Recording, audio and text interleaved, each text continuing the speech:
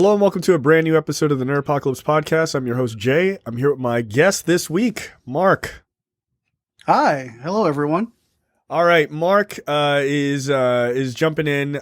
This will not be the last time you see Mark's lovely face. But we're going to also have Mark back during when Micah's back, too. This is not just like, here's Micah's replacement. I don't want it to feel like that. We've been trying to get Mark on the show, like coordinate this like for years, actually, which is just kind of funny. Yeah. I remember we were supposed to coordinate on getting on, guys, it's been so long since you guys have done these episodes. No Time to Bleed. I know. Don't mention it. I know people are just like, hurry up. We're trying. My God. It's really hard to get schedules together when you have kids. It's really fucking hard. But yes, we will get you on that too. But Mark is a host of a podcast called The Real Appeal, REEL, which I think is a really cool concept for a show. So I'm gonna do my hostly duties by just letting you talk about your show before we get started.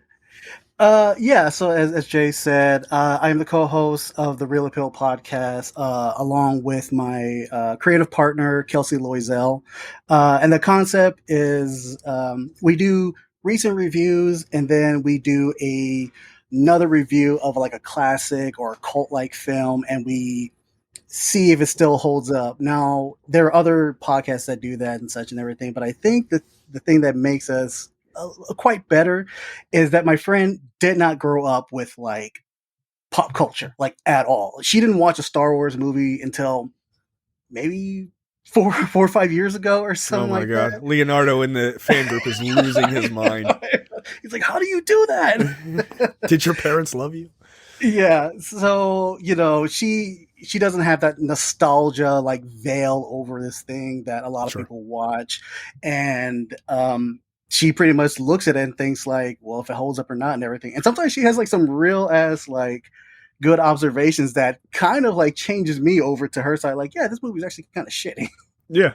Well, I mean, and that's beneficial to kind of see things like through new eyes, right? As you get older, but especially through the eyes of somebody who's completely coming from the outside. That's kind of dope. Yeah, absolutely. Yeah.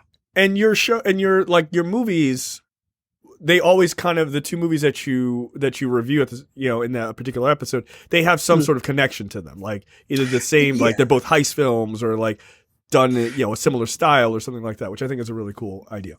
Yeah. Sometimes we'll do one that's like one director's earlier work to like their current work. Like we did Doctor Strange and the Multiverse of Madness and compared it to like The Evil Dead. I think it's The Evil Dead. I always get those two mixed up. Right. And then we did another one a couple weeks ago where it was Flash Gordon with Lightyear, and that theme was just like origins in space. Like that's it, and we just go off of that. Right, just run with it. Yeah, no, that's cool. Yeah. So yeah, check out the Real Appeal podcast again. REEL. It's a play on words, guys. So check that out. With Mark. It is a dope show. So, all right, let's get into it. There is lots of things to talk about. So right off the top, there is a ton in Checked Out. So Mark, you're watching Westworld. Are you watching the new season of Westworld, or are you just kind of like catching up? No, I've actually been following Westworld since its premiere. God, like 5-6 years ago. It seems so long. Because I'm a huge fan of Jonathan Nolan's writing. He's the brother of Christopher Nolan. Right. And I'm one of those people who will watch. I mean, let's admit each season has gotten progressively worse and more convoluted as it goes on and on. I was gonna say I opened HBO Max this week, and I'm like, hey, Westworld season 4 is up, and I'm like, I always feel like I didn't finish season 1, not because it wasn't good, but I was like, I feel like, am I an idiot? Like, I feel like it just started, like you said, just started getting like more and more convoluted. And then I heard about things happening in the later seasons. I'm like, what? Okay. Like at some point I'm just going to be like, all right, I'm going to try and then just sit down and watch it. But I hear mostly very good things.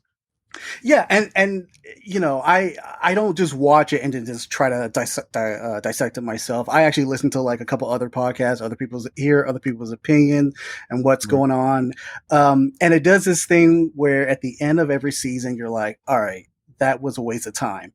And then the trailer comes out for the new season, and they got some badass like operatic or piano version of a very popular song like they did, I believe for season 2 was like Sweet Child of Mine through a piano. And I'm like, I'm hooked. All right, let's do this again. God damn you. But sometimes like there are shows like that where you're just like, is this worth it? But then there's a hook. And like, I'll talk about a show that I got kind of pulled back into this week, the same sort of thing. So, okay. So Westworld still convoluted, but is this new season? Does it feel finally worth it, or is this still sort of the same thing? Yeah, they do this thing with the beginning of every new season, every first episode, they introduce these really interesting concepts, these ideas and stuff like that, and you just kind of have to go along with the journey and see, all right, is it worth it, is it not? If anything, it's a really good dissection if you're like a fan of like philosophy and like technology and stuff like that. It does get interesting, but sometimes they got too much going on. All right, that's fair. That's fair. Yeah, again, it is a series I really want to get back into. I have to find the time, which is, like that's hard enough. God knows there's way too much television. You're watching Snowfall as well. Yeah. So I about a couple months ago, actually last month, I actually had marathon Better Call Saul because I had not jumped on that train, and I got to a point where I stopped and I needed something else to watch, but I still wanted like that grittiness and everything. So my brother told me about Snowfall, which I have heard of, but just never checked it out. Right. And first episode, hooked. Straight up. Everyone says Snowfall's so good, man. And it's on my ever growing list of like, I need to sit down and watch this. But I've never heard a negative thing about Snowfall. Not a single person said a negative thing about it. Yeah, and I've heard that it gets even crazier in the 5th season. Like, it's a lot of holy shit, what the fuck moments and everything like that. But I'm only 3 episodes into the first season, but like I said, I'm loving it. I'm especially loving the soundtrack because it takes place in LA in the 80s, kind of like around my parts and stuff like that, especially during like the crack cocaine and Contra era and stuff like that. So there's a lot of history. And like I said, it has this banging soundtrack that you're like, all right, like this is some good shit. All right, cool. Yeah. That's again, like my list of things I want to watch, like versus having only 24 hours in a day. You also watch Doctor Who Flux. Yeah. And so Doctor Who Flux is it's like almost the final season of Jodie Whittaker's Doctor. And I've been a big like Doctor Who fan, which, sometimes they were called like Whovians and stuff like that. Yes. So I'm a huge Doctor Who fan. I've watched like a lot of the old episodes, the current run and everything. But like with this Jodie Whittaker Doctor, I haven't been really enjoying it because the writing hasn't been that great.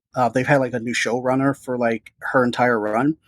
But surprisingly, like this season, which is called Flux, this is the Doctor that I was expecting. It's so much intrigue, so much like mystery, and it's just like this good overarching arc that like really sells this season.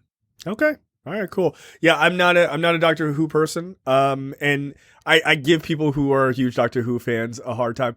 I've literally never watched it. Like I don't even have a negative opinion about it. I'm just like, it's just an easy thing to just be like, oh, what a dork, but like, I don't actually have any negative thing to say about it. I just never watched it.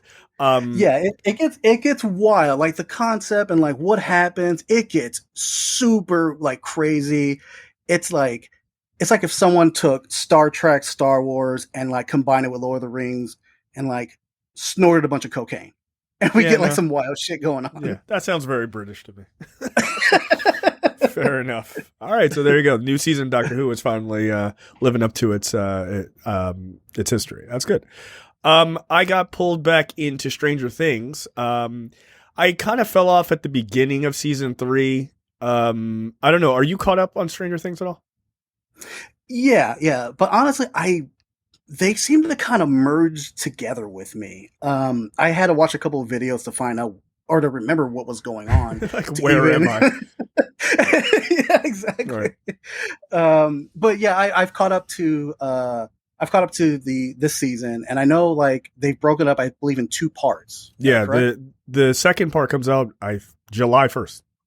I'm pretty sure. Okay. So like was that tomorrow or 2 days from now.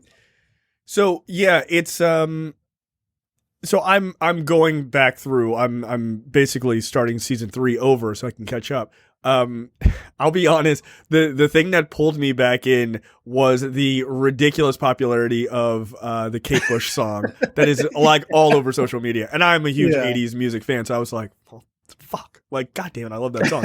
and it was so funny. People were like, have you ever heard this song? I'm like, yeah, dude, it's 1,000 years old. Yes, I've heard of it. Yeah. And I saw like a good promo for season 4, and I was like, damn, that does look, I was like, it looks pretty good. And so I started watching season 3 again, and I kind of got over the hump that was kind of keeping me stuck and not progressing in season 3.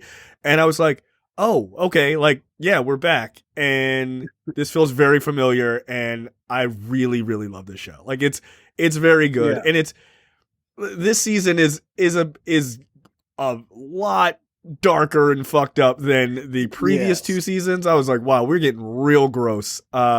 Which, you know, I respect. Like, I'm okay with it. But I like this show a lot. I mean, the Duffer Brothers, for who they are, and they're largely their first major project in Hollywood, like, they hit a global phenomenon, like, which is just crazy. Yeah, absolutely. It's nuts. So I am looking forward to kind of getting through this season. I think I have maybe 2 more episodes and then getting into season 4. But yeah, like, they do a really, really good job of like showing these kids growing up and like changing their style and everything else, like to match the era and everything else. Like it's just fun. Yeah. It's fun. Like, I feel like if you're a Ghostbusters fan, like, you automatically have to be a fan of this show. Like that's clearly what it's aping, is like, imagine if the Ghostbusters were kids. Like, yeah, all right. Like, that's fine. Yeah, absolutely. Yeah. Even like the music, it's very reminiscent of John Carpenter's work. And yeah, like absolutely. Setting the tone and stuff like that. But yeah, like the newest season, you know, I have some issues with it, but I will admit that like they really ramped up the horror aspect of it, like the blood and gore and everything. And I'm just like, all right, like I'm in it. I'm about this. Yeah, and I'm on record as being a giant chicken, but like, I will tolerate those kind of things. I'm not even so much like, I don't like spooky shit. Like, I got you. Like, you know, that kind of stuff. I'm like, all right, you got me. Like, that's enough of that. So I don't actually mind generally like gross things, like, people are getting murdered or they're getting their souls sucked out or whatever the hell. Like, that stuff kind of doesn't really bother me. So yeah, like, it is kind of like, it's a significant leap up. I was like, oh shit, all right, like, things are getting pretty gross. So okay, like, all right, like, the kids are maturing, so it makes sense to mature the show. But yeah, the Duffer Brothers, man, like, I don't know what their plans are after this, because I think they're only going to season 5, if I recall. Yeah, because I saw something about season 5, like, the last 2 episodes are going to be like 2 hours apiece, like, just which is crazy.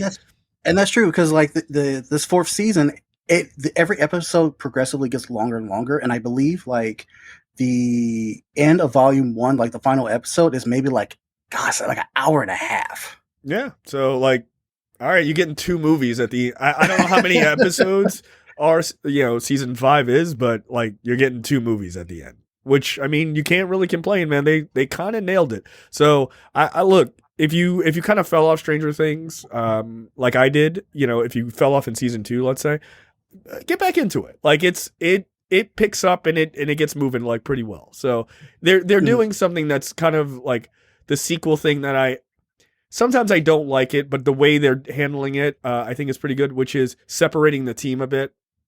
Because you're like, I like that. You know, you like your team, right? At the end of season 2, you're like, oh, that's the team. I like those guys. And then they're kind of separated in the 3rd season, but they're kind of broken into 2 different teams. And so those teams each have their own dynamics, which like really kind of works. So yeah, it's good. It's really good. I'm enjoying it. Another thing I am super, super enjoying is The Bear on Hulu. This, to me, is a must watch. This is a new show. I will give the premise, which is it takes place in Chicago. It's a very Chicago show. Like Chicago is a character in and of itself, you know. but it's about a guy who is like a hot shit young chef, and he comes back to work in his brother's restaurant because his brother dies, right? But like the restaurant, like he's been working in like high class 5-star, high end, high stress restaurants. He's now coming back to take over this restaurant that's like kind of like a Greasy Spoon kind of place. It's called the Beef, or the original Beef of Chicagoland, and Okay. so he comes back and this place is just a fucking mess, right? His brother died of suicide, and he was an addict. And so he comes back to kind of, do his thing. His cousin had been kind of helping run the place, and his cousin is a fucking asshole. Like he just is. And so the whole staff is just this like weird melange of like characters. Like it's supposed to be, it's said to be a comedy. It's got some comedic moments, but it's mostly pretty serious, like ironically. Because I was like, oh, this will just be kind of funny. Like maybe a slightly more serious version of Waiting or something like, nah, it's not at all. Yeah. But he kind of comes back and he's trying to kind of get the restaurant. He's trying to use this shit that he learned at these like fancier restaurants to kind of bring this little spot up and make it something special. And he hires this like sous chef, this black chick, to be his sous chef, who's also like kind of from that world, and from the like fancier restaurant world. And so there's like conflicts and stuff like that, but you slowly watch these like disparate group of people kind of become a team. Shout out to Cam, who's in our fan group. He was like, he works in a restaurant. He was like, this might be one of the best depictions of working in a restaurant I've seen since the movie Chef. And like, if you're a fan of watching like people like prepare food and it looks really good, like this show is for you. But it's also like really crass and fast paced and fucking crazy and dark. Like there's some really dark shit that happens. But it's really good, man. The Bear is awesome. Like I think Hulu has some of the worst original series of all of the streaming services, like by far. This might be easily one of their best. Like, I don't know, probably their best. It's excellent. It really, really is. Yeah, I've heard of The Bear. I've been seeing a bunch of promos on it, especially since I'm watching Snowfall now. Right. Off of Hulu, and I know they're like both FX productions, so they're pushing the show like a lot. And I've been meaning to check it out. One, because I think they said like all the episodes are available to watch like right now. Yeah, they are. Yep. And another thing is, I lived with a career chef for about 7 years, right? And she told me a lot of like horrible shit that would happen, like behind the scenes, like drug addiction, who's sleeping with who, like people just losing their mind, and like the vulgarity of the whole situation. So I'm definitely intrigued to check this out. Look, she ain't lying, man. Because like that's the whole thing, is everything, it's wild, because like you see like the sort of the stereotype of like the young chef of like the tattooed hands and like, all that shit, like all of it, like it is all there. And as much as they care about like the detail of the food and like using French terms and everything else, they're also like, shut the fuck up. We're gonna fight out back because like some bullshit wasn't done right. Like they also still have that, but they're like, but the art of this and the color of this, like you're like, how do you have like both of these worlds inside your head? Like it's crazy. But it's like, I feel like if Anthony Bourdain was still alive, like he would love this show. Like he'd be like, yes, this is exactly absolutely. Like, cause I've read a number of his books. Like it feels like his book. Like when he talks about being a young chef, like it very much feels like that. So yeah, check out The Bear on Hulu, man. I think it's stellar. And each episode's only 30 minutes. Like it's a pretty easy. Okay. Yeah, it's a pretty easy watch. But again, they get into some like pretty heavy shit. I was surprised. Like it really good. And the brother who dies, there's a flashback to who he is. I'm not going to tell you who the actor is.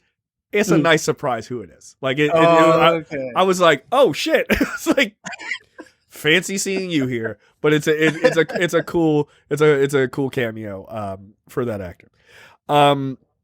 This week's episode, we're recording on Thursday, so we're talking about last week's episode of The Boys. I assume that I know you've seen it because you watched it. You saw it before I did, and you were like, this season's amazing. The Herogasm episode, not as like over the top gross as I was kind of hoping it would be. I mean, having a man walk inside of another man's penis in episode 1, hard to beat. Right off. You set the bar pretty high with that one. It was like, oh, this is what we're doing? Cool, great.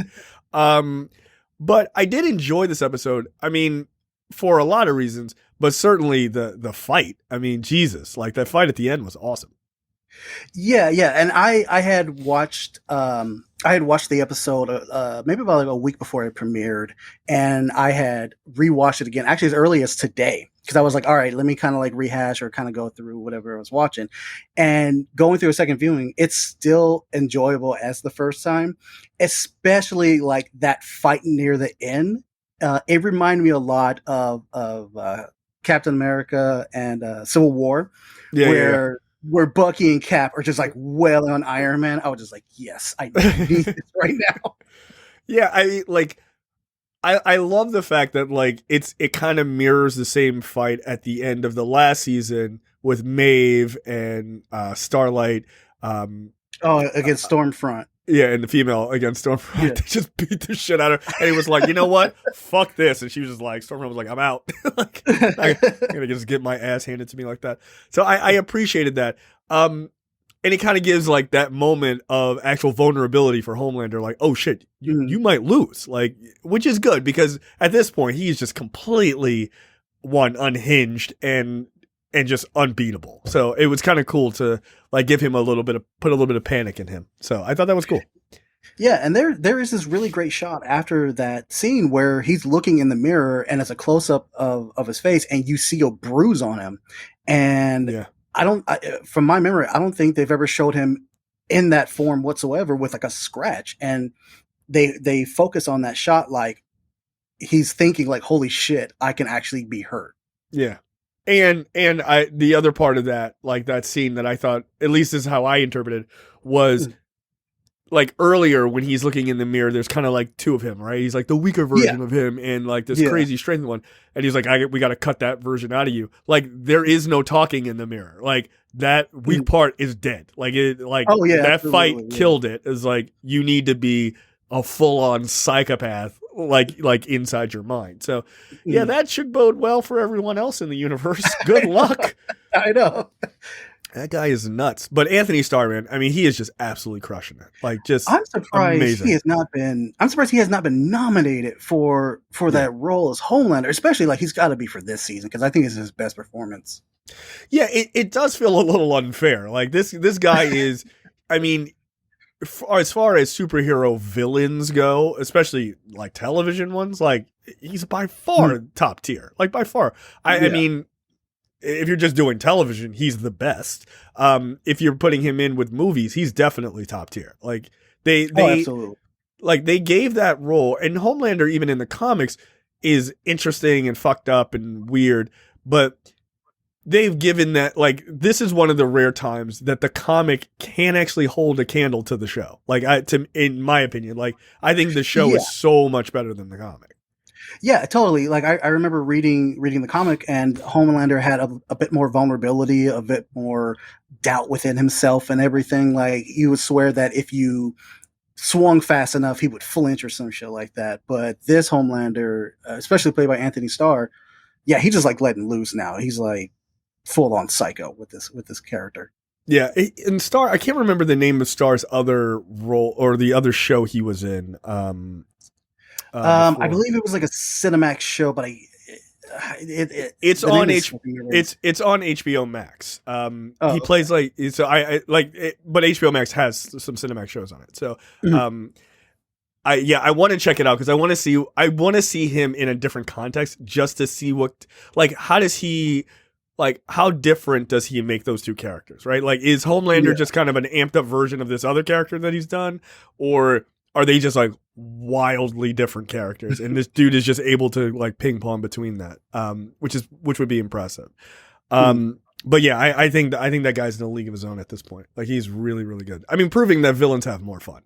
Like, absolutely. They just do. Absolutely. Because he's just like, fuck it, dude. And I see everybody's like, I want him to play Wolverine. I want him to play all these characters. Like, nah, yo, he's like, just let him do this. Like, he doesn't have to play anything else. Like, just let that man, be his own person and throw everything into this role. Because I mean, he is. I wouldn't say carrying the show because I think everyone is so good. But like anytime he shows up, I'm just like riveted to the screen. I'm like, what crazy shit is going to come out of his mouth?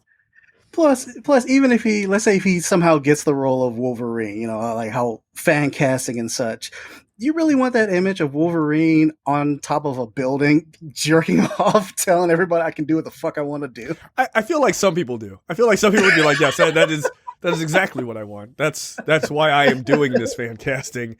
That's what I want my Wolverine to do. Like, that seems weird. Like, I don't know, guys. Those movies are PG-13. Relax. But yeah, I think he's doing awesome, man. I really do. Let's talk about the latest episode of Miss Marvel, which, look, this one is a little bit heavier on action than any of the previous ones, I would argue. The introduction of the Red Dagger, which was kind of cool. Look, everybody likes a team up, so it was kind of nice to see them, fight alongside each other. Yeah, like, so what do you think of this series so far? So this series, I did not expect to like it as much as I do. I was reading the Miss Marvel comic when it first came out, the one with Kamala Khan, and I was totally stoked to see that she was getting her own series. And so from the first episode, I was really enjoying it because of how they have the backgrounds, how it kind of integrates to like her thoughts and like texting and such like that. But this episode, Marvel does this thing with their series where I think it's like maybe close to the last episode, maybe one episode before the season finale, where it gets kind of heavy, and there are some action. Like, for example, like Moon Knight was getting pretty heavy closer towards the end. Right. But this particular episode, I was really enjoying it because like she's really using her powers now, in the way that I've seen her in the comics. So I thought this was like a really fun episode. Yeah. Except for that ending. That ending got really serious. Super serious. It was like, oh, I'm sorry. Like, wow. Okay. This is all right. Like, okay, guys. Yeah, look, I think this series is great. I think it does a great melding of culture and just different show design, like you said, like, having her thoughts get pushed up and stuff like that, and the doodles and stuff. I think that's really creative. It separates it from everything else Marvel has done. Like, immediately, it feels and looks different. It will be interesting once she makes the jump into the movies. Like, do they keep a little bit of that? Like, as she's thinking about shit, like do they keep that? Because it does bring a uniqueness to her perspective, and I actually think that's kind of fun. Yeah, but I wouldn't be surprised if this is like testing grounds for whenever Deadpool shows up, because how much he messes up with the background. Yeah, that's a good point. I hadn't thought about that. Like, he's going to be poking fun at any and everything. I saw a comment from, I think it was the writers of Deadpool. They were like, they've been told that everything inside the Marvel universe is like up to make fun of. Like, they're like, go for it. You can do anything you want. I'm like, you're playing a dangerous game, dude. Those guys are they're gonna go over the top, and I can't wait. I cannot wait to see what he looks like in this universe. Like, not physically, obviously, but just how they make that work is gonna be incredibly interesting. So we'll see. But yeah, like, getting back to Miss Marvel. Look, I think this episode was good.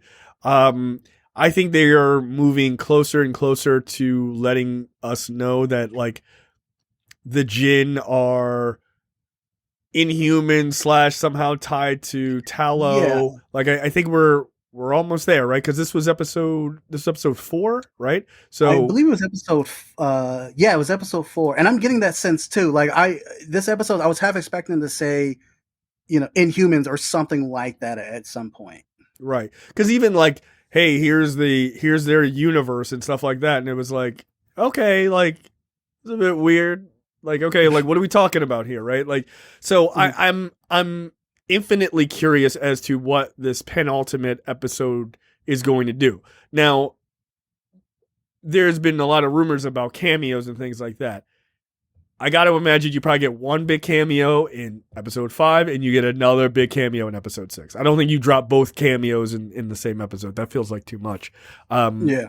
But you want to hit that water cooler talk, and everyone's like, oh, did you see so and so was in episode 5? And then you got a whole week of people screaming about that, and then it's like, boom, they drop another card on the exit. So, I expect episode 5 to be a big showstopper. I think everybody's going to get really amped.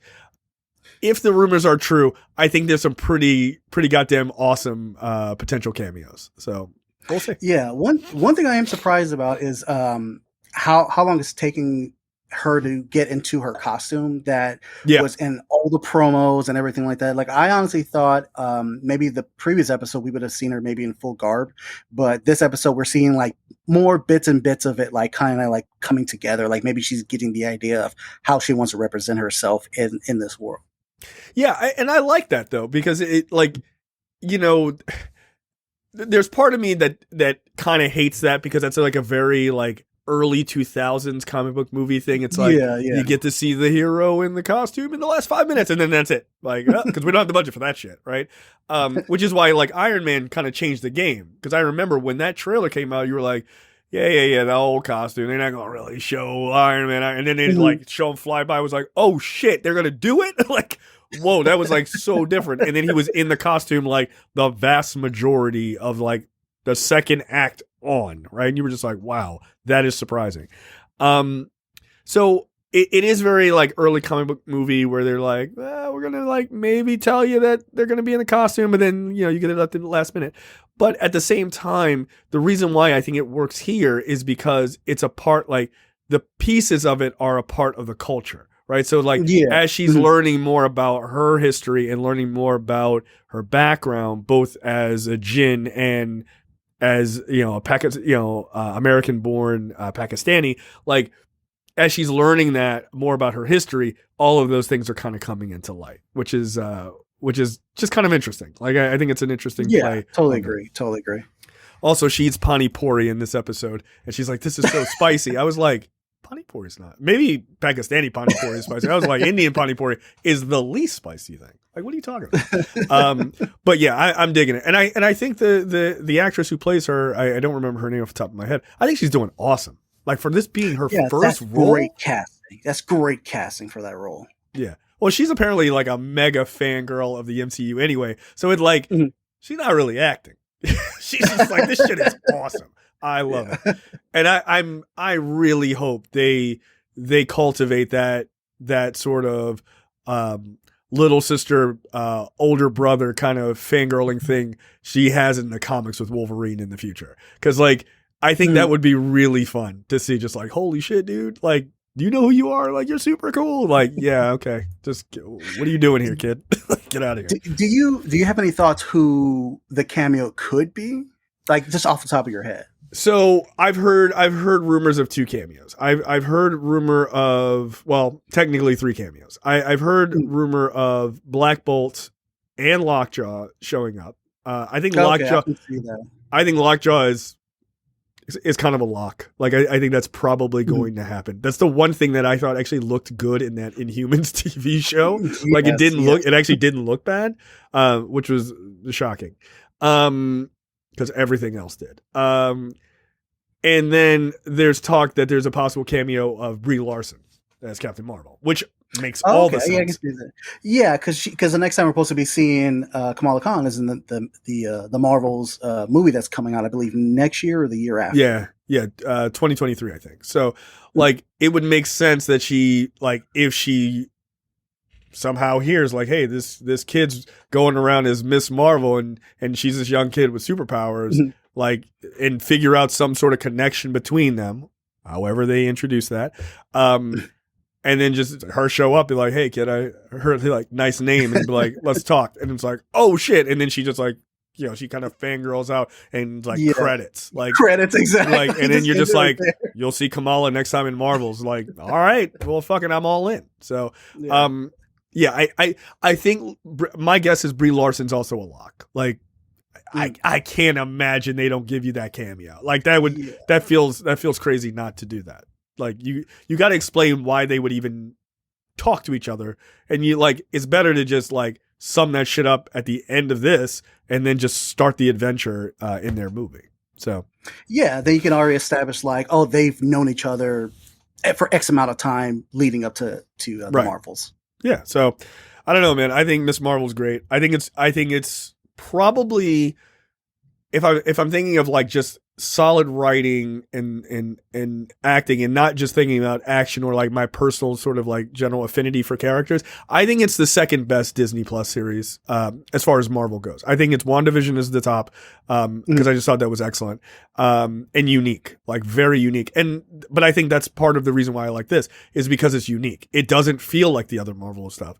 Like, yeah, that makes sense. Yeah. But like at the same time, like my heart's a little bit with Falcon and the Winter Soldier just because it's like I like that aspect of the MCU. Like I just like that part of the world. And also like I'm black. So I liked a lot of the like the black vibes of that shit. Like I just did. Yeah. I can't help it. But I don't think it's as well written of a show as this or WandaVision was. So yeah, because like the Falcon and the Winter Soldier kind of like was slowly dropping the ball closer towards like the end of the season. But like for me, I think like to me Loki seems top tier because I remember getting super obsessed with that show. That's true. I do often forget about Loki. I mean, it has the most impact in the MCU of all of them. I mean, besides WandaVision. I mean, it absolutely does. Yeah, but I think most people thought Loki was going to be kind of like, we're more Tom Hiddleston, but people were like, oh shit, like this is actually really good. like there's a reason why you love that character because that dude is. I mean, you'd be so hard pressed to make a Lady Loki, like full on Lady Loki in the MCU because it would be really hard for people to get over not having Tom Hiddleston there. Yeah. He's gotten to that point where like I can't picture anybody else playing that role, like how Hugh Jackman's Wolverine and Robert Downey Jr. is Iron Man, stuff like that. Yeah, like he's nailed it. So, and it's wild because it's. It should have been a villain who did not last that long as like a major force in the MCU, but people loved him, so they just kept bringing him back. He's the only villain who died, and people were sad. They were just like, "What? Like this guy is a scumbag." They're like, "No, but he's my scumbag." So, like we miss him. It's crazy. Well, like what was the villain's name in Thor 2? Oh, McKellen? Dude. Yeah. I didn't remember his name until you just said it. Like, oh yeah, okay, that's who it was. That guy was awful, and that's the dude from Doctor Who. Like, that's not his fault, man. That was just madly underwritten role, and it shouldn't have been. Like, I don't know why they wouldn't have done with him. They didn't do like the casket of what is it, the casket of infinite winters or whatever the fuck it is. Like, I don't know why they didn't do that. He was just like, I just want to end all life everywhere. I was like, what? Yeah, this is fucking lame. And it was. Like, the only part of that movie I remember actually kind of enjoying was like the realm hopping fight. Like, I was like, all right, that's kind of cool. Like, that's it. Rest of it, like, it's the one MCU movie, like, I just do not feel any need to ever go back and watch. I think I've watched it maybe twice. Once when it came out, and then another time I think it was on TV on like TNT or something like that. Yeah, all right. See, it's on TNT. That should tell you everything you need to know about the Dark World. That movie is not good. It is the worst MCU movie, and like even at its worst, it's like it's serviceable. It's fine. Like it's fine. It served its purpose in a flashback for Endgame. Like that's it. Absolutely. That's the only thing. All right, let's jump into topics this week. I don't know why people are confused about this. Dr. Doom project perhaps in the works with Howard Stern in it. And somehow, like Howard Stern at the end of his show today or recently, talked about how he's going to be in a Dr. Doom project. He says, quote, "They're going over the schedule with me and it's going to suck." Like the schedule, he's saying. I told you I'm going to do Dr. Doom. But believe me, I'm fucking miserable about it. I called Robert Downey Jr. and I was asking him acting techniques. One, if you've ever seen Howard Stern act, he is horrible. For some reason, some people are thinking that he's cast as Dr. Doom. I was like, What? Yeah, Come on, like guys. it seems like people have logic just thrown out the window of like why? Like there's no rhyme or reason why they would even cast that guy to take such a pivotal role. I'm sure Michael would love to see Oh, Howard yeah. Stern as Doctor Doom. Dude, if Micah was out and they cast Howard Stern as Doctor Doom, I don't care if I had to bring him in as he's holding his new son. Congratulations to him, obviously. I would be like, you need to be on this show because I need to know what your immediate opinion of this is. And it would just be screaming. It would just be screaming. That's Screaming for 15 minutes into the mic. Yeah. Like, are you fucking kidding me? Why is it Howard Stern? So, no, I don't think Howard Stern is going to be Doctor Doom. Is Howard Stern maybe in a Doctor Doom project? Yeah, probably playing Howard Stern. Like, Yeah. that's probably it. He's like, hey, can I interview you? And Doom is like, no. What? No. Shut up. And then he shoots him, which would be awesome. And then somehow, I'm sure it's probably that role, and he somehow still thinks he needs acting advice. Like acting advice from Robert Downey Jr. is going to help him in any form or fashion. It's no, dude. We've seen you in private parts. Like nothing can help you. Yeah, you're horrendous. Like, just be yourself. Like when they say action, just be yourself. Don't do anything different. Don't try to finesse anything. Just be yourself, because you pretending to do anything else, awful, super bad. But that does bring up a question. Is this a actual Doctor Doom project, or is this in reference to Fantastic Four? If Stern is not even just being a troll. I think this is probably an actual Doctor Doom project, because I don't know why he doesn't strike me as a comic book guy, like that he would be like, oh, Fantastic Four, but he would like hone in on Doctor Doom. Like that seems a little odd. Yeah, and that's another thing that I think is pretty odd, because I feel like Marvel would want to take their time setting up the Doctor Doom character, especially if he's going to be part of the MCU. I could totally understand if it's maybe an animated project or something like that to get him in there, but I feel like even having this thing as Doctor Doom as a live action, I figure like Marvel will want to hold back to maybe like part 2 of the Fantastic Four movie, because I seem like that's just repeating Fox's mistakes. Right. Twice. But like Mike and I have talked about this a lot, and the idea of doing like books of Doom makes sense, right? Like give the origin story of Doom, right? Where he goes and he like takes over Latveria, and you see him rise to this position. He gets the suit, the whole 9 yards. You touch on the shit with Reed a little bit. Like you don't have to go all in. Like you have like maybe like a moment where they show that, and then it's just like back to the Doom story. Then you build that way. You can build this sort of narrative of like how dangerous this guy is, how capable he is, that he knows magic and he's a scientist. Like he went to hell to save his mom. Like all the crazy shit. Like then that's how you build that threat, right? Because I feel like Infinity War was Thanos' movie, right? Like it very much was. Yeah, absolutely. And they were able to build him up in that film. But can you imagine if they gave Thanos a 6-part series? Like he could have been, I mean, and I don't think they skimped on Thanos at all. I mean, I think that was the whole point of Infinity War. But if they gave him 6 hours to really dig into that character of like his motivation, it makes him that much more terrifying when he shows up fully in Infinity War, or however they would do it later. Yeah, because that dude is a super complex character. So it would make sense that if they did do a series or something like that, it would work out better in that fashion. Like let's say going back to Loki, let's say the popularity of Loki was at a point where Disney Plus already existed. Right. You were damn sure they would have done a whole Loki origin story or series, maybe even leading up to Infinity War. Yeah, absolutely. So like I like the idea of a Doom project in and of itself. Like I don't think Doom needs necessarily a movie, because I think what you want to do is you want to like, and I say this on the show a lot, the Disney Plus series to me always feel like they are character building series. They're not so much. Yeah. People are like looking for them to be like 6-part action series. Like, no, dude, that's not what they are. They are building the characters so that they don't have to do more phase 1 style films, right? You can do the phase 1 style stuff over a course of 6 weeks. People don't seem to mind that. And like it works because then when they show up in the movies, like you're just like you're running, right? Like you don't have like we don't have to worry about doing a Moon Knight movie where we're like figuring out. Nah, you can dig into that for those like almost 6 hours, and then when Moon Knight shows up again, he is just like he's gonna hit the ground running. It's like, oh shit, there's Moon Knight. Like you don't have to build up to it.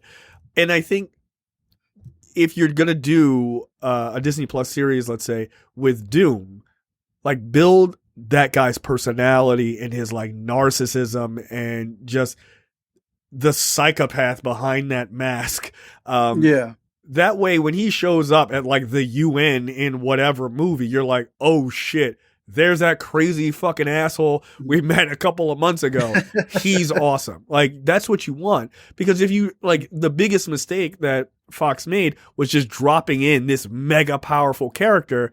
And it was like in the first movie, and it's like, yo, you can't have the Fantastic Four beat this guy like right off the bat. Like, they're barely a team.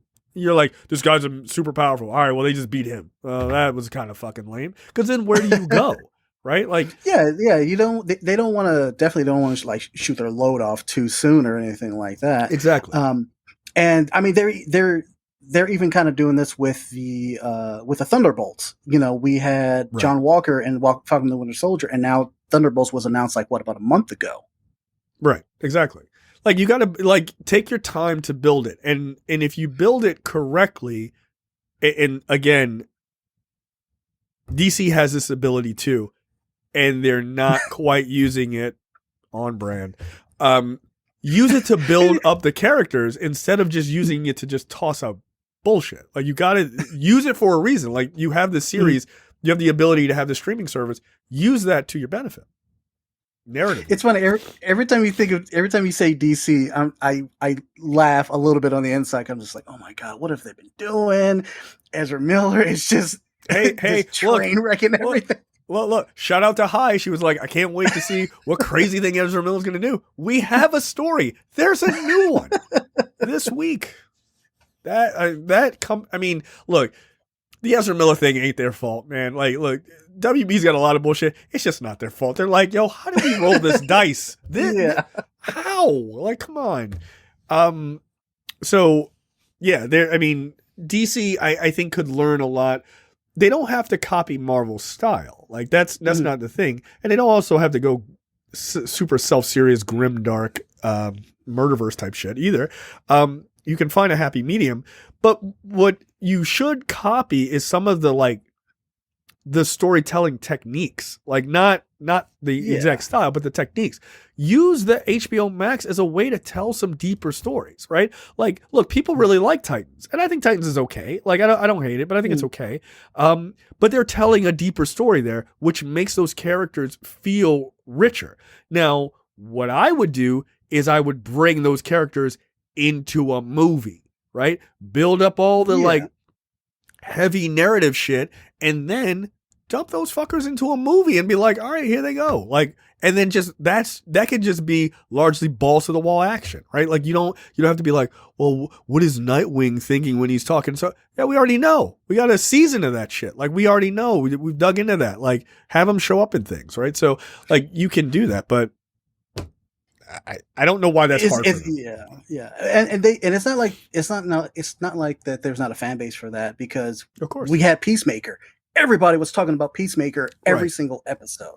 Right. Like, and now if Peacemaker shows up in another film, right, in another Suicide Squad film or something like that, because that's really the only place he would show up. Like, he is a fully fleshed out character. Like, he quite literally, like, everyone's like, yeah, we know Peacemaker. We know all of his background with this crazy racist dad. You got all of this fucking information all written down in your head.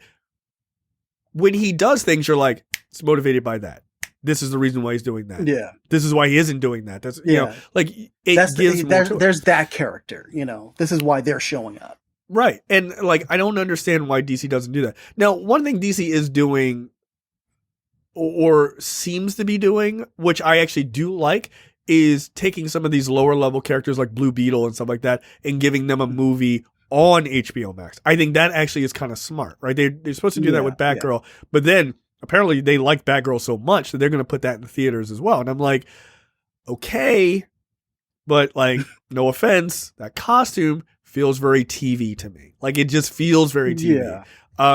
So I'm interested to see what the reception is. I would have probably, like, I feel like they did that because Keaton's in it, and they were like, let's put it on the silver screen. And I'm not mad at that, but I think that maybe you should like have your characters that are lower level, give them a movie or a series there, and then start migrating stuff around, like move them around. You like right now, DC they have their movies, but they're all disparate.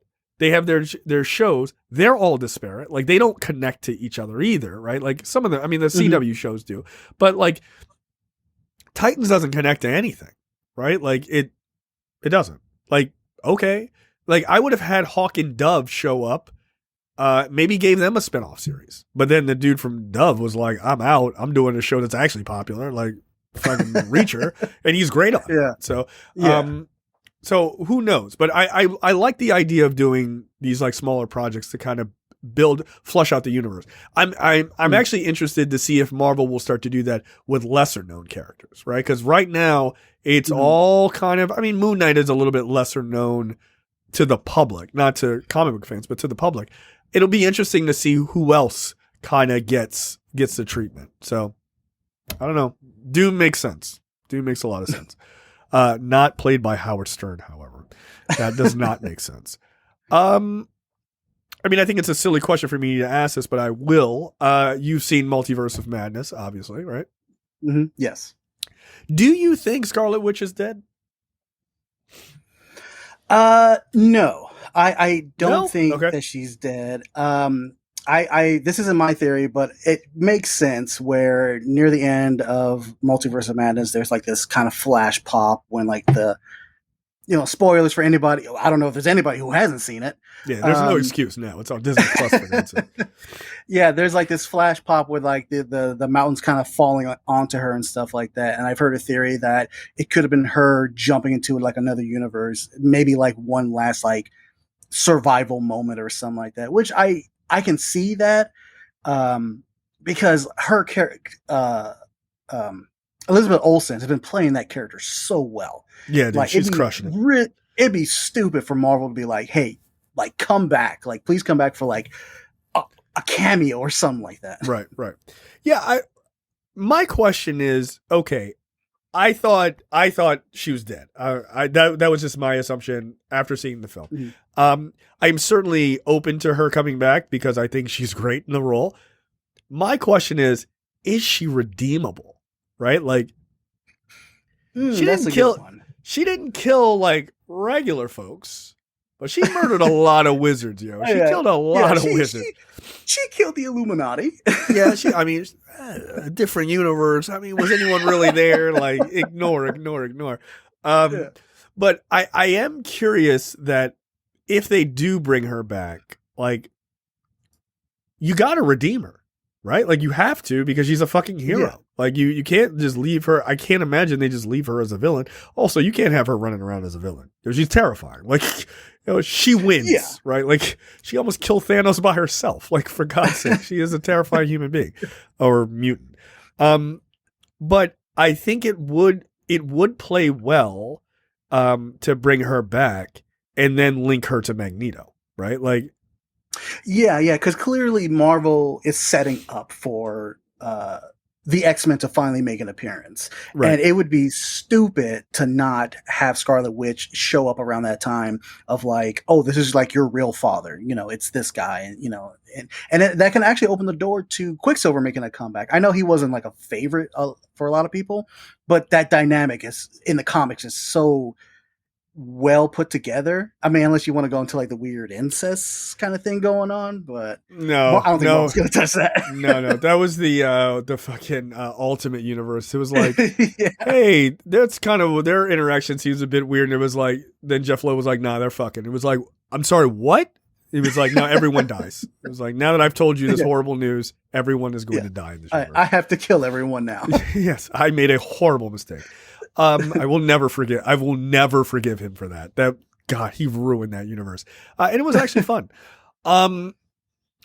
Yeah, I mean, if she can make children, she could just make a new brother, right? Like,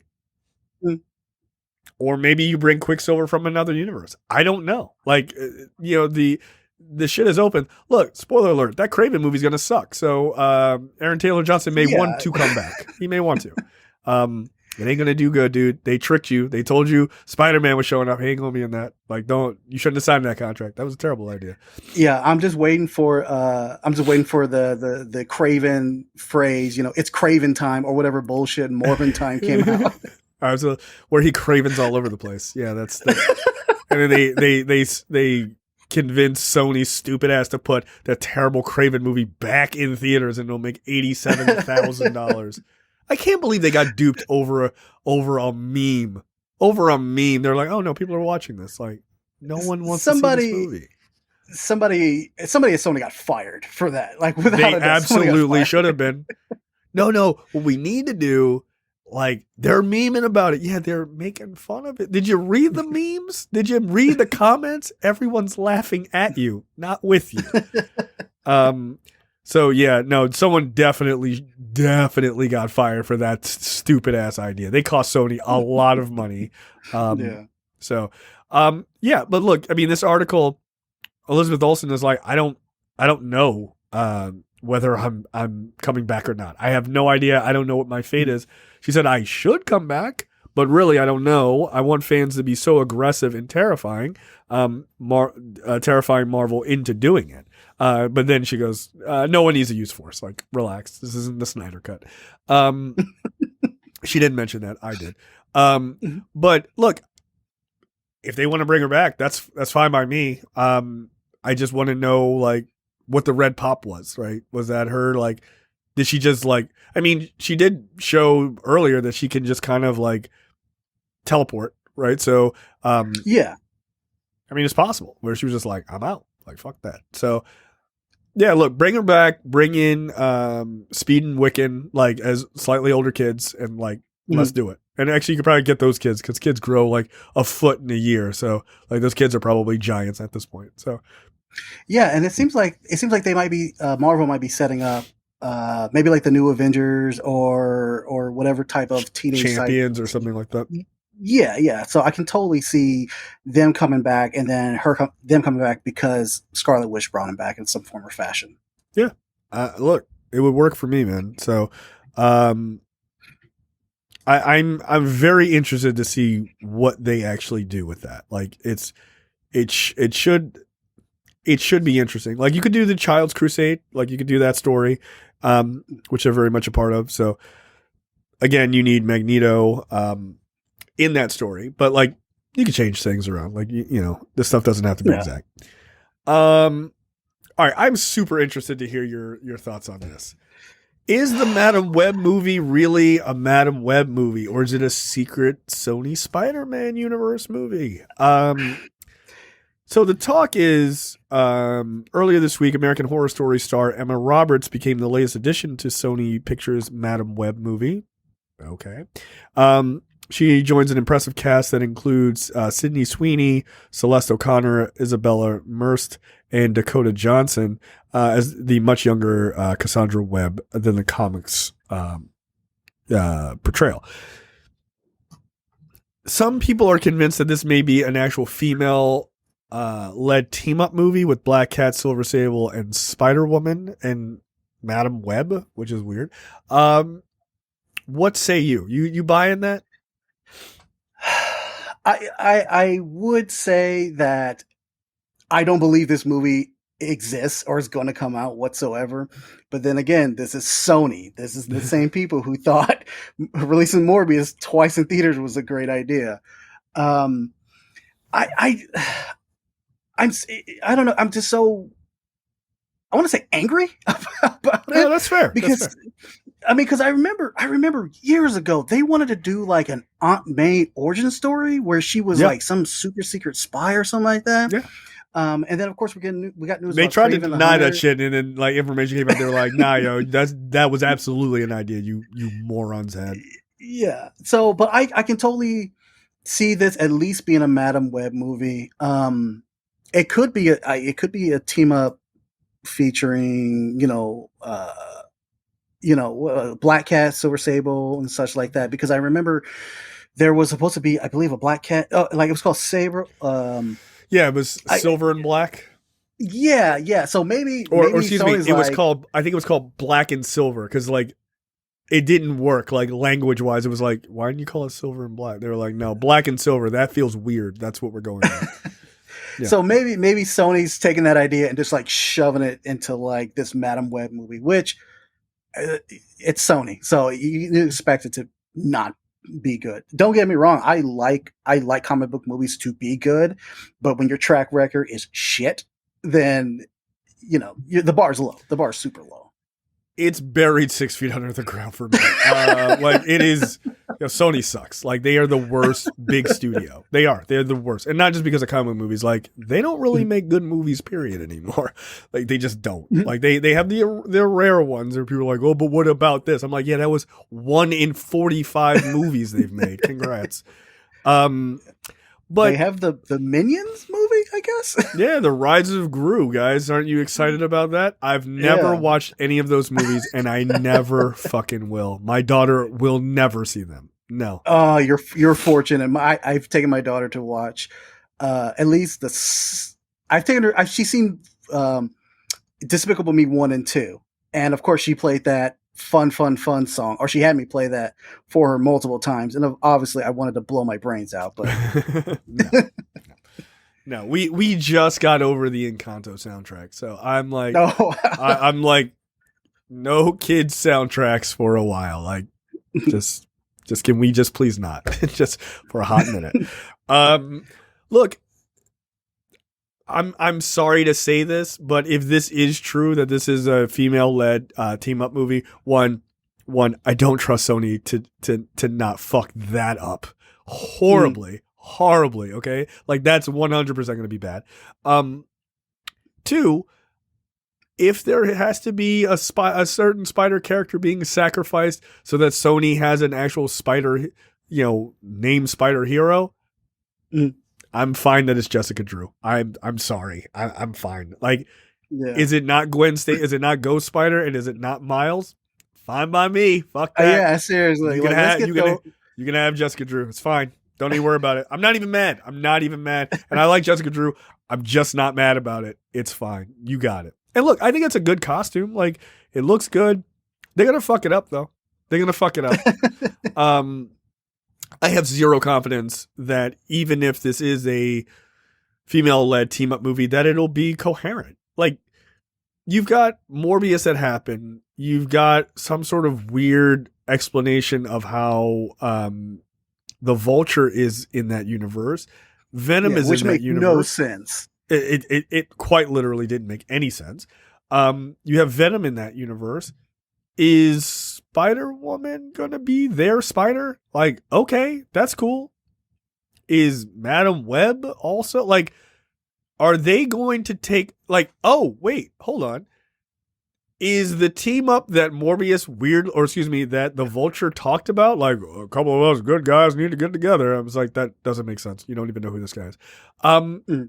Is the team up that he's talking about, is there Sinister Six? Is it fighting these group of characters? Like, yeah, and it's Venom gonna see like Madam Web or Spider-Woman and be like, oh, okay, and attack them, or like, is like, why? Yeah, it's from the jump. It never made sense. like people were like, well, they need Spider-Man for Venom, and like that's largely true.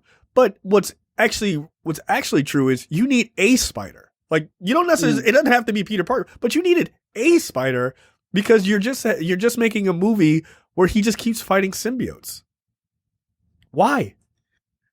Like, the character has a little bit more to him than that. Jeez. And I know that there's like a Venom 3 coming out, and from my understanding, that's gonna be like Tom Hardy's last romp as Eddie Brock. So it's like, all right, now what? You know? I honestly think, like, the talk, if I recall that last movie, Jesus Christ, the cop, he has like symbiote powers now, right? I forget which one he is, like toxin or something. I don't fucking know. Who cares? So I think that he's going to end up fighting that guy at the end. So it's 3 for 3 is Venom fighting another symbiote. But I think that if Venom 3, I don't know when Venom 3 is coming out. Let's say 2024, right? Let's say. My guess is Marvel waits until that's done and then they introduce Venom in the MCU. Or the symbiote gets to like Matt Gargan or something like that. But I don't think you see the symbiote at all in the MCU until that Venom series is done. And I honestly think they're going to do 3, and Hardy is not going to come back and do more than that. Like, he's going to be like, I'm done with this. Because it's just kind of like, he's a better actor than that. The fact that he's even in these movies is fucking ridiculous.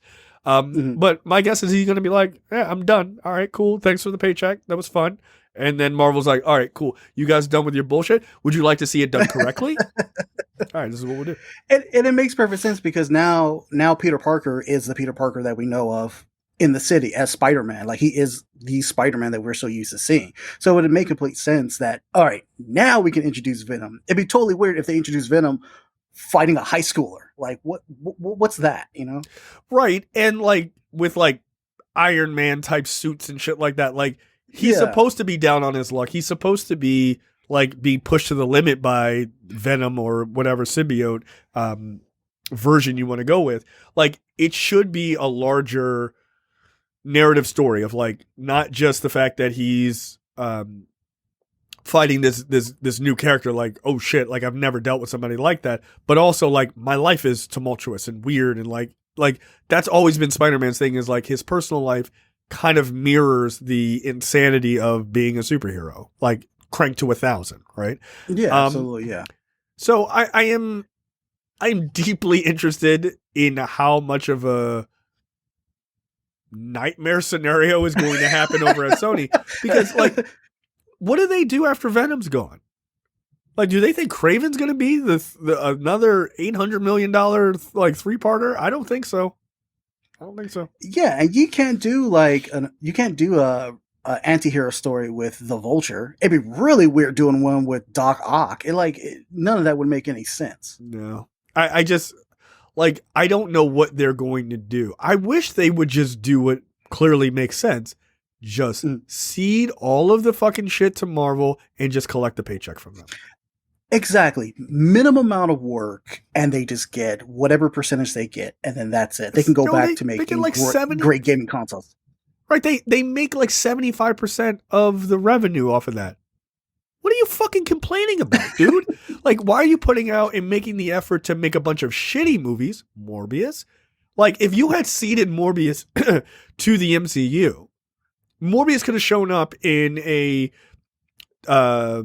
Midnight Suns movie, right? And they would have gotten maybe a little bit of that money from that. Like, I don't know how that works, like character to character, but like you could have gotten maybe like, all right, like 1% off the back end, like you get that or whatever. Like, you could have made it so that those characters actually worked. Like, and Morbius could have absolutely worked.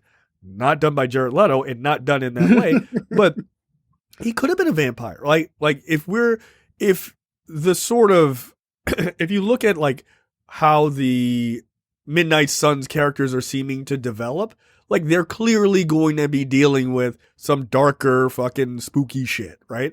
Yeah. I personally know for a fact, I will not give away how I know this, but I know for a fact there is a very supernatural character that shows up in an upcoming Marvel series. I'll talk to you about it offline. Nice. And the casting is already done. It's pretty interesting casting. But I do know somebody like on the sort of inside that fed me that. I'm not going to come on here and be like, oh, confirmed. Like, I'm not going to do that because like, no. I'm not doing it to make a story. I am doing it. I found out because I'm like, all right, that's cool. Like, cool. But like there is some supernatural shit that like darker supernatural shit that is coming in the MCU very soon, actually. So I think if you look at how that's sort of playing out and where things are going, it makes sense to do vampires and shit like that. Morbius would have totally worked. But they were just like, I don't know, why don't we just do some garbage on our side? Like, you didn't make any money. You lost a ton of money. And you could have had the character show up in a Blade movie at some point, like he originally did. Like there is leaving a promise on the table that people were like, oh shit, Morbius is going to be in Blade 2. And like, that never happened. Like Morbius could be in Blade 1. Like, he could have been the villain in Blade 1, dude. Like, instead of Dracula, which, you know, in the third Blade movie, which was terrible. Like you could do shit like that and make it interesting. Like, I didn't actually think the CGI of like Leto's face, I didn't think that looked bad. I thought that looked pretty good. Like, yeah, there are some terrible. Yeah, there are some. I'm not gonna lie. There are some all right qualities to Morbius, but that's like 2% of a 98% pile of shit. Yeah, that we saw. Right, exactly. It's like, oh look, that turd has a couple of like kernels of corn in it. That's awesome. Like, yeah, like I get it. Like again, I didn't think that looked bad. Like his CGI of his face looked pretty good. It looked pretty damn accurate to the comics as you would get in live action. It was the only problem with that movie was like the writing and the acting and the story and dialogue, the horrible editing that happened. Like music, the cinematography. But besides that, it was pretty good.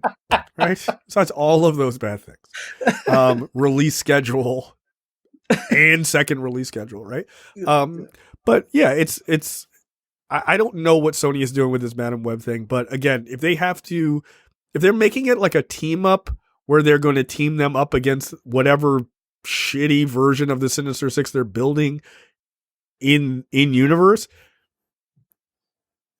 look, man, I don't think you guys are built for a female-led project like this. I just don't think so. Like, no. I think people are gearing up to be offended, and I think they're probably right. And I would be I'm offended as a comic book movie fan. How about that? Like, amongst many other things, I'm offended by that alone. Look, man, just cede your characters to Marvel or just sell them. Just be like, look, we'll give you like, I don't know, $10 billion or some shit like that. I think they're now saying that they would sell Spider-Man to Marvel for $20 billion, which is crazy. And you know what? At the same Marvel time, would make that. I'd buy it. I'd be like, all right.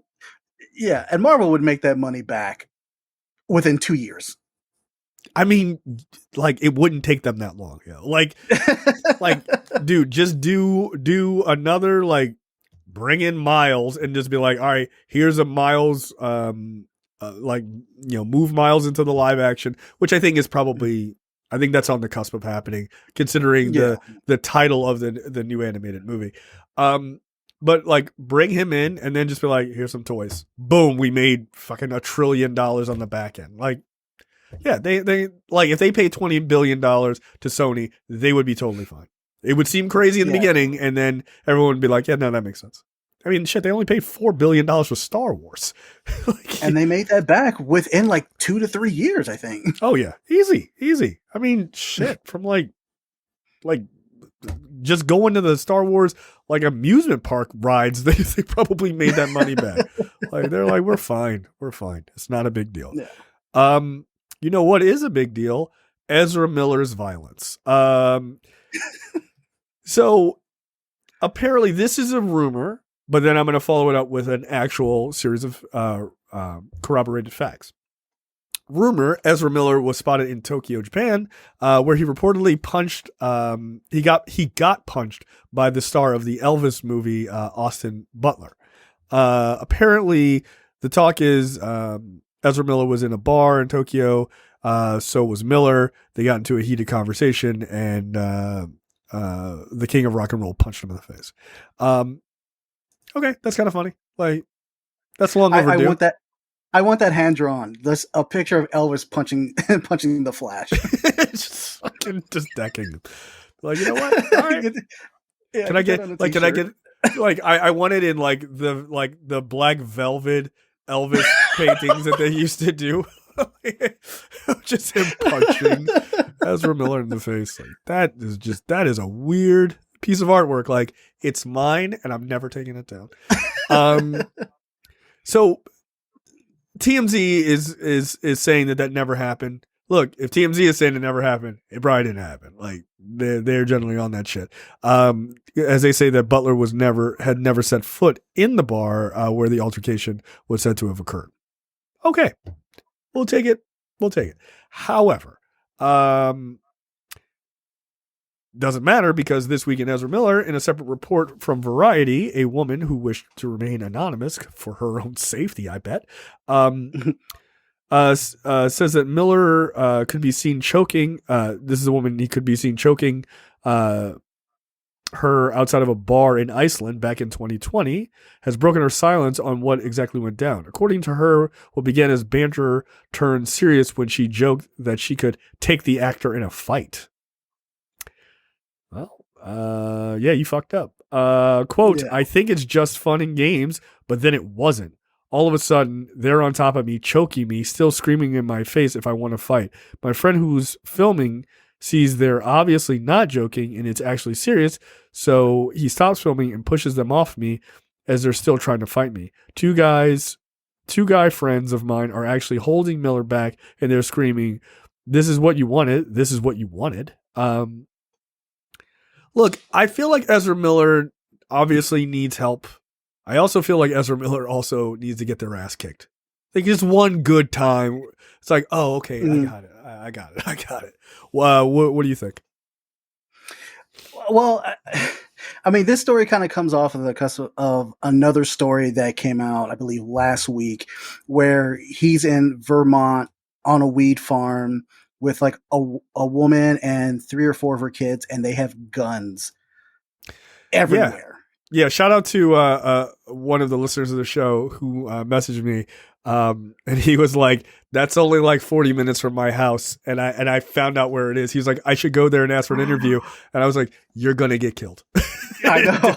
Don't do that. You're gonna get killed. Yeah, don't die for the Nerdpocalypse. Like, don't do that. Or for your own podcast, man. Like, it does not feel worth it. It just does not feel worth it.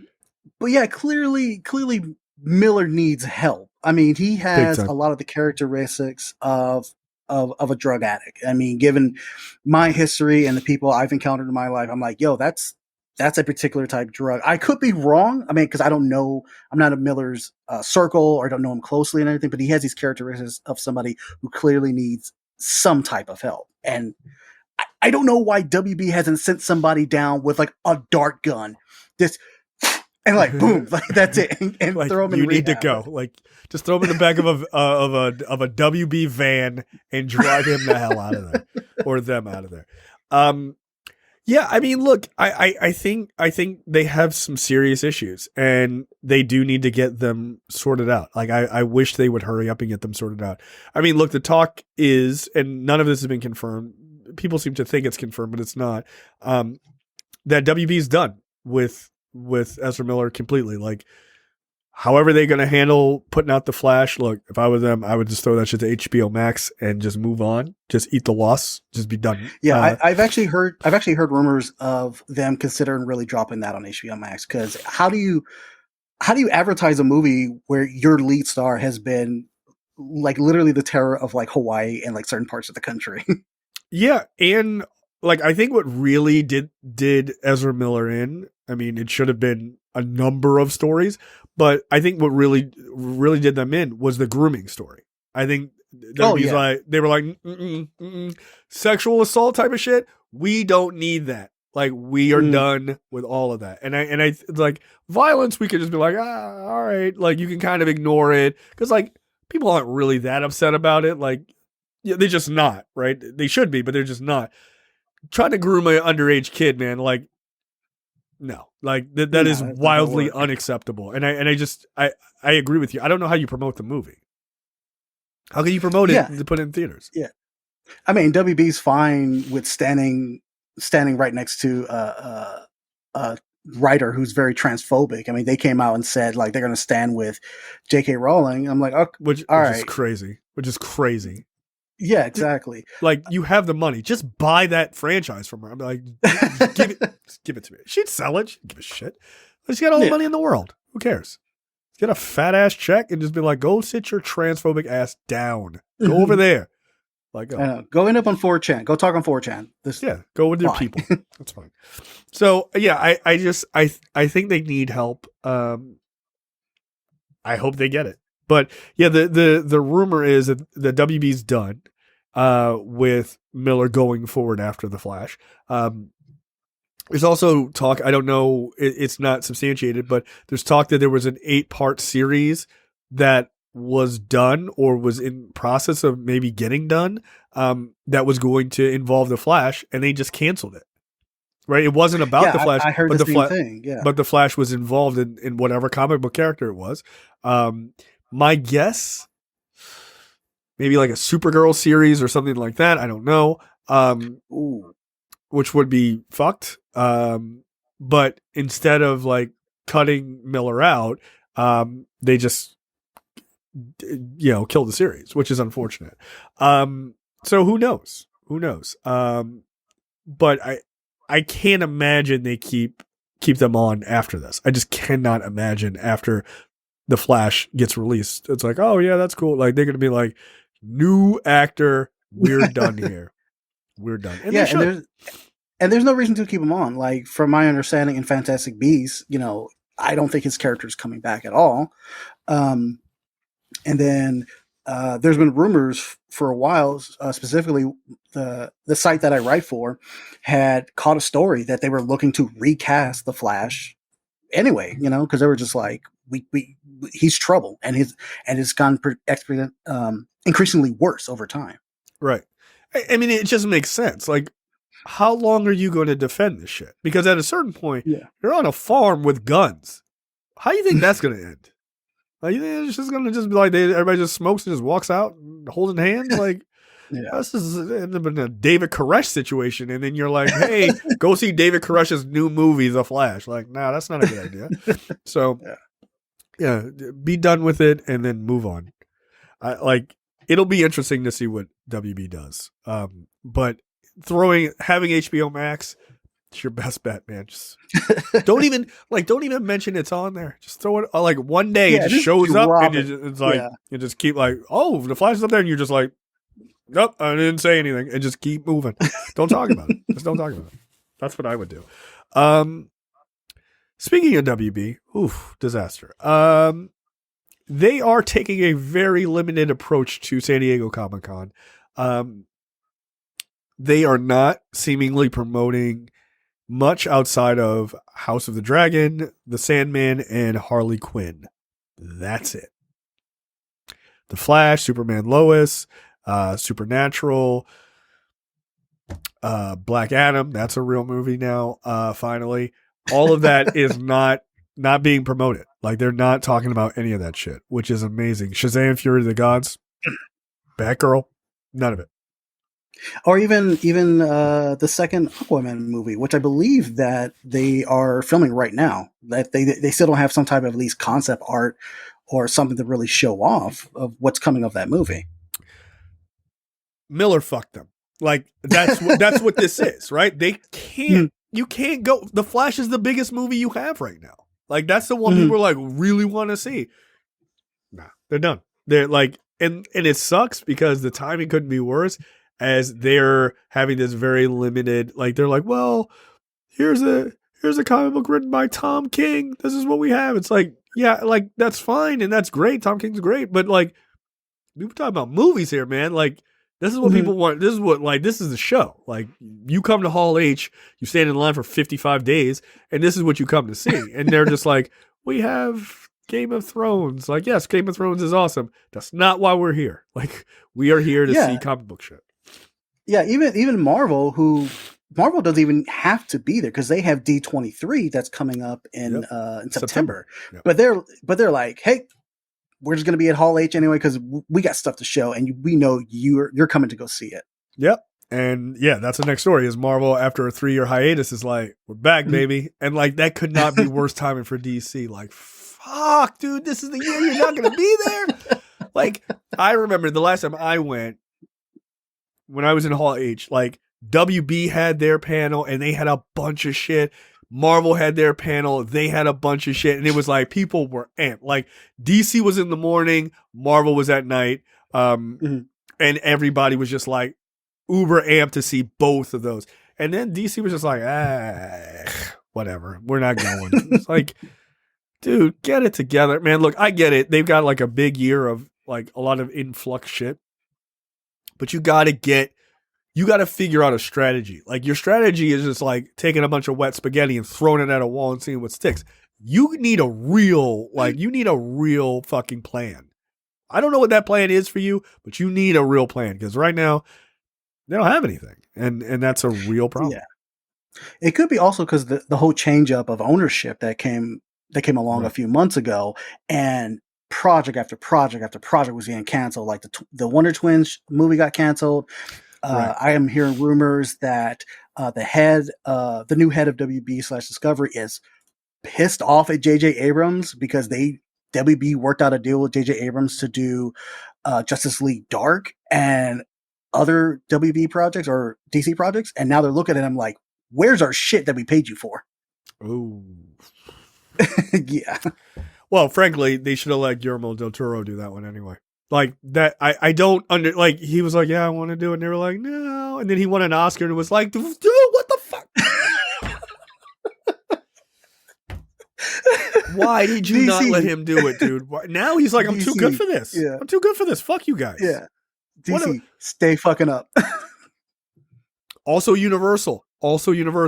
They should have ceded that shit, the Dark Universe, to him. But like, dude, you're the master of this shit. And he was like, because I remember he came in and was like, "Oh, I would love to do that." And they were like, "Oh, okay, like, what are your ideas?" He was like, "What about Creature from the Black Lagoon?" They're like, "Shut the fuck up." And then he basically did that and won an Oscar for it. And they were like, "Oh, we should have probably done that." Yeah, it's fucked now. No, it's too late. Yeah, how's that Dark Universe working out? It's dead. It's dead. It's dead. What all that big concept and the pictures of all the major actors. We're gonna do this. It's gonna be awesome. They did The Mummy and that shit was trash. And they were like, "Nope, we're done." Look, to this day, I still stand by my idea for the Dark Universe. Give that shit to Blumhouse. Give it to them. Oh yeah, and they've done The Invisible Man, which was, I believe the budget was maybe $3 to $5 million. Invisible, and that movie was it Invisible Woman or Invisible Man? I can't remember. It was Invisible Man. And I love that movie. I thought it was awesome, dude. I thought it was awesome. $3 to $5 million budget. It made like $50 million its first weekend, or some like crazy ass number. And like Blumhouse, they know how to work. They know how to work within a budget and to make something entertaining. Yeah, I'm just like, do a joint project with them and like just make The Invisible Man the first of that series, right? Like that, just like if you want to do this like prodigium thing where it's like there's an overarching, you could just like kind of reseed that into something else. That's totally fine, but give them the rights to do it. Like you're like, all right, this is a joint project between Blumhouse and Universal. Trust me, Blumhouse will be like, we'll take your money. Fuck yes, right? Yeah, come on. Thank you. Like, okay, we don't have to do a $3 million movie. We can do a $15 million movie. Like they're gonna make it work, right? Like those guys make it work. But then let them take a modern take on those characters, right? Like the Invisible Man's whole take was it was a suit. It wasn't, he didn't like, "Oh, I drank a potion and became invisible. Everybody, look at me eating an apple." No, it was a fucking suit. And the guy was like a crazy stalker of his ex-girlfriend. And so he was like trying to frame her and do fucked up shit to her. Like that shit was awesome. Like that was a really, really good movie. If you've not seen Blumhouse's Invisible Man, do yourself a favor. It was really fun. Yeah. And they can still incorporate like the tech and the whole, it was Pergium, right? From The Mummy or whatever. And Prodigium, I think, or Prodigium, yeah. Their and organization. You can still, you can, like I said, you can still connect the two and be like, "Oh, it's been weaponized now," or something like that, just to keep the ball rolling. Be like, "Yeah, we've already planned this before." Right. And look, I'm even okay with him just like redoing the Mummy completely, honestly. Like I'm totally fine with that. Like to me, that never really made sense as a Tom Cruise movie. And I'm a Tom Cruise apologist. Yo, if you're going to have Tom Cruise in the Dark Universe, you make Tom Cruise the fucking vampire hunter at the end, right? Like you make him Van Helsing. Yeah, you make him Van Helsing. You make him the fucking hero of like, hey, dude, all of these fucking monsters are out here. Like, can you do something about it? It's like, I can hang on the side of a plane. Absolutely. Let's fucking do this, right? Yeah. Like, that's what you do. You don't put him in the Mummy movie like that as that character. Like, that didn't make any sense. So, again, like, that shit was just kind of all over the place. So, I would argue that the best move would be cede it to the guys who do this shit the best. And Blumhouse does it the best. And again, they keep the shit under budget. Even if the movie flops, it flopped at $3 million. Who cares? Like, who gives a shit? But the last time I checked, I'm pretty sure the Mummy was like $150, $200 million, and it flopped. Oops. Real hard. People were like, this is not good. So yeah, like I think you can still do it. But I think you have to be creative in doing it. So let's jump down to what the fuck. Actually, before we go into what the fuck, look, make sure you use the promo code Those Nerds for manscaped.com. Look, Father's Day has passed, so your dad should have shaved balls, smooth balls by now. I know summer's here. Right. Look, you got your hoochie daddy shorts, right? That's the new thing, right? Like, you don't want to be out there, letting shit hang a little low and get yourself embarrassed. You want to have them smooth as eggs, man. So Those Nerds, use the promo code 20% off, free shipping worldwide for all the balls anywhere. Make sure you use that manscaped.com. It helps out the show. We appreciate it, and it helps your balls. Yeah, right. I gotta add to the promo to Manscaped because I actually bought one last year, and I've gone through so many different types of ways of just trimming my ball hair and everything. The horror stories, the massacre. I was just conflicted and thought, all right, I'm just gonna grow it out. It's just me. It's part of me now. But I got Manscaped. Never looking back. That's funny. It's a part of me now. It's my look. It's what I do. It's what I do here. All right, let's jump down to What the Fuck, brought to you by JTD. Mark, take it away. All right. So the title of this is Man Asked Ex-Girlfriend to Pay $9,000 in Dating Expenses After Breakup. Okay, now you know the rules. I'm going to guess where this is. Where it is. Yeah. So I'm gonna try my best not to say the country of origin. Yeah. A man recently went viral in his home country after asking his girlfriend to compensate him for all the expenses incurred while they dated. Last week, this media outlet reported the unusual case of an unnamed man who allegedly compiled an incredibly it actually says it in the order, an incredibly detailed list of expenses incurred while dating a woman who had since broken up with him. So yeah, the unusual list features hundreds of line items complete with dates and times, as well as descriptions and specifics for clarity. So wait, that means he's been keeping this list like while it was going on. Like he didn't sit down and like, we broke up on Wednesday and then Thursday he's like, let me write this shit down. No, this dude had a fucking an Excel spreadsheet the whole time. Yeah. He pulled up his Google sheet and was like, boom, boom, boom, boom, boom, boom, and like that. So he allegedly sent his ex the list as proof of the money he spent on her during their relationship, demanding that she compensate him. All right, I'm going. So Jay, where do you think this is from? Excel, pettiness, misogyny. I'm going India. Nope, sir. It is Shanghai. Damn it. Yeah, it's Shanghai. And the thing is, when same rules apply. Same rules apply. Sorry. I was reading this. I was reading this. I was like, what kind of bullshit, man? Oh, and then I'm going further, and they even have pictures of the sheet of the Excel, and it's meticulous. I mean, I can't read the language, but it's meticulous. Wow, dude. Dude, come on, man. This guy spent more time working on this sheet than he was working on in the sheet. Relationship. Dude, if you had spent this much time, you might have kept it together. God damn. I can imagine him pulling out his Tupperware container, wherever he's holding his receipts, filing it down, maybe during taxes or something like that, and trying to. He's trying to get a tax write-off. It's like, I took you to Applebee's. That was $125. Like, dude, that's crazy. Yeah, this is this is not acceptable. This is not acceptable behavior at all. So the guy claims that he spent about 147. So pretty much close to $9,000 on this relationship. How long were they dating?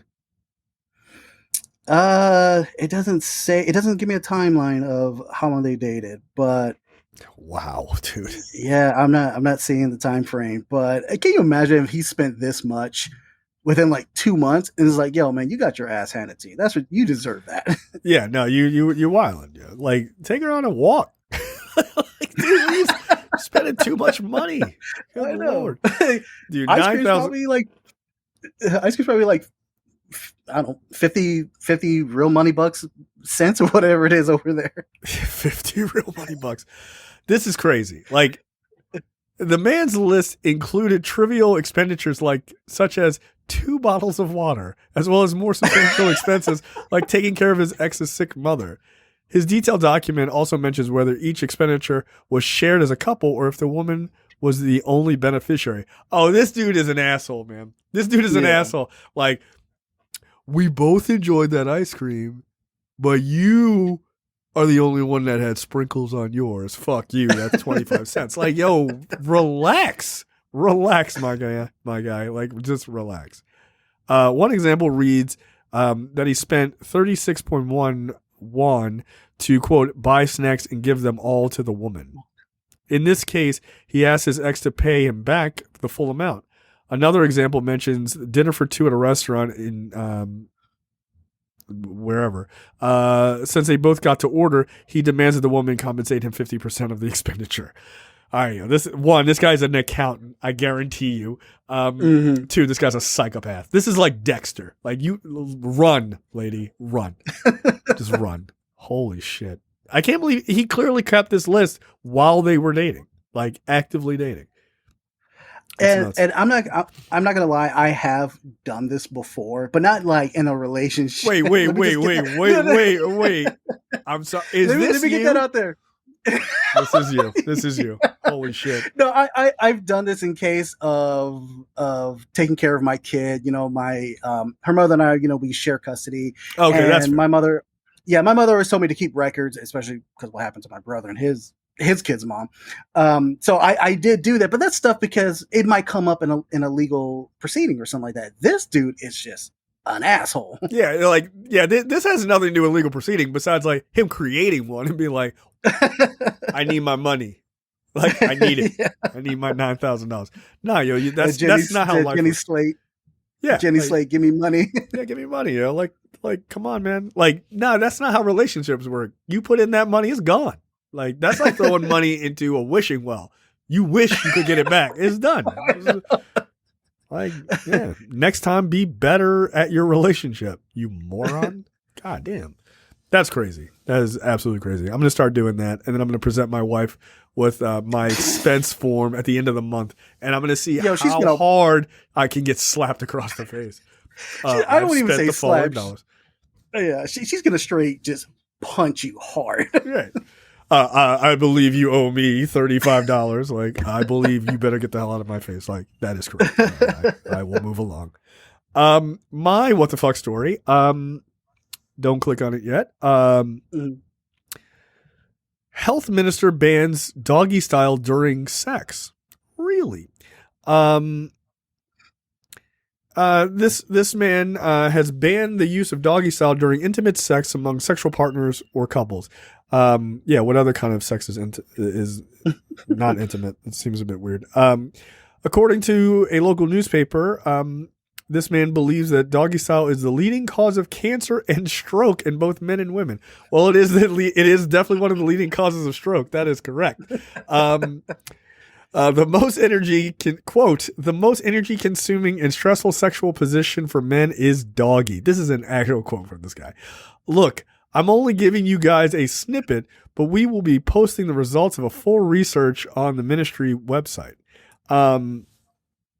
However, this man believes occasional doggy style sex, especially on Christmas and on Valentine's Day, may not be harmful, but each night may be suicidal.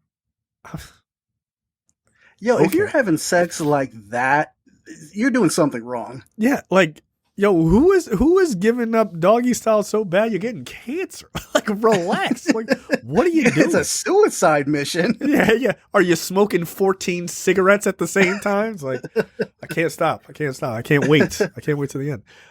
Where is this happening? All right. So I would say America, given what's been going on. Yeah, right. Exactly. This is Brett Kavanaugh. Like, he's like, we can't do this anymore. I know. But I'm gonna go with Africa because that is correct. Ministry. Yes, that is correct. Yes, that is correct. Right. Specifically, it is in Zambia. Look, if it's some kooky religious thing, it's like 99% of the time it's in Africa. According to Zambian sexual reproductive expert Sylvester Chongoa, women in Zambia view it as a useless law that can never be entertained in the country. Yeah, no shit. Yeah, quote, Zambian women are lazy. Wow, okay. This person is a sexual reproductive expert, by the way. Excuse me. This is a different person than the don't have doggy style sex. They're quoting a sexual expert. It's a little fucked up over in Zambia. Zambian women are lazy in bed and would always prefer doggy style for a man to do all of the pushing because the lack of skill to delightfully move it on top or underneath, and this laziness is the reason why Zambian women can never allow such a law. This is a sexual expert. They're like, nah, fuck it. The women in our country are lazy pieces of shit. They love doggy style. What? What's happening? Where did this person study? Dude. What expert? I want to see some credentials. I look, I don't know how the person they brought in to combat this guy's bullshit theory is somehow even more bullshit than the original person. Doubling down. Congratulations to South Africa's Minister of Health. Wow. That guy's, no, dude, it does not cause stroke. I mean, it's a type of stroke, but it's a little different. It's more of a Clarence Carter situation. Only old school people know that one. That was a real song they used to play on the jukebox. It was wildly unacceptable. I'm going to give you an opportunity, Mark. Thank you for coming in. That was awesome. Oh, thanks, man. I really appreciate finally coming on to the show. It's been long overdue, but I'm glad I'm finally here. Yeah, absolutely. Look, man, we're definitely going to have you back during this hiatus, but I definitely want to have you back when Micah's back, so we can all talk shit. But tell everybody where to find you once again, please. So you can find my podcast, the Real Appeal Podcast, on all podcast catchers. We're on Spotify, Apple, whatever you use, we're pretty much there. If you want to see my shenanigans on Twitter, I'm at DieBoyRant. I've been getting angrier and angrier as our government has been falling into a theocracy. So it's been getting pretty political on my end. Yeah, I get it. And and then you can actually find, because I write sometimes for ScreenGeek.net, not as often as I used to, but I write there mainly like reviews or interviews and stuff like that. Okay, cool. All right, there you go. So check all that out. Definitely check out the Real Appeal podcast. It is very, very good. And you're missing out. So do yourself a favor and catch up. All right, we will see you guys next week. See ya. Bye.